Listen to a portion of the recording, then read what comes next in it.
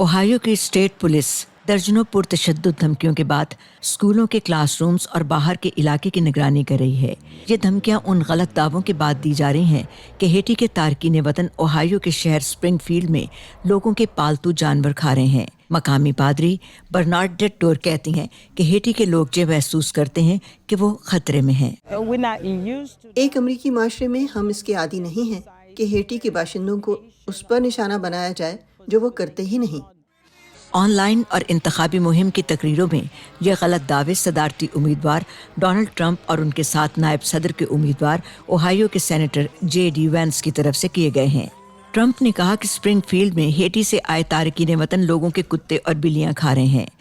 मैं ये कह सकता हूँ कि हम स्प्रिंगफील्ड ओहायो से बड़े पैमाने पर लोगों को बेदखल करेंगे। वसी बेदखलियाँ, हम इन लोगों को बाहर निकालेंगे। रियासती और मकामी ओहदेदार ये कह रहे हैं कि ऐसी कोई मुसद्दका इत्तलात नहीं है कि किसी ने किसी का पालतू जानवर खाया हो। वैंस ने NBC न्यूज से बात करते हुए कहा कि उन्होंने इस बारे में वोटर्स से सुना है। मैं ये बात इसलिए नहीं दोहरा रहा कि मैंने इसे घड़ा है, मैं इसलिए दोहरा रहा हूँ क्योंकि मेरे इलाके के लोग कह रहे हैं कि ऐसी चीजें हो रही हैं।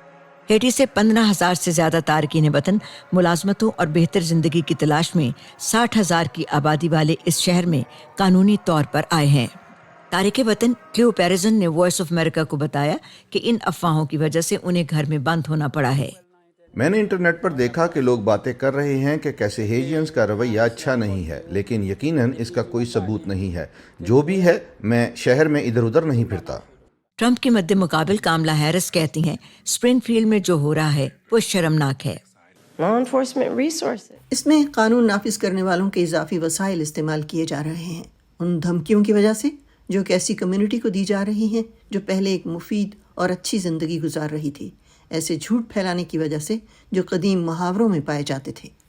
स्प्रिंगफील्ड के मेयर रॉब रो कहते हैं कि जिन सियासतदानों ने उनके शहर को कौमी सियासत का मरकज बना दिया है, उन्हें वहां अमन कायम करने में मदद देनी चाहिए। हम चाहेंगे कि जो लोग कौमी स्टेज पर मौजूद हैं, जो अमन ला सकते हैं, अपने अल्फाज को नरम करें और सच बोलें। स्प्रिंगफील्ड का यही मुतालबा है, हमें अमन की जरूरत है।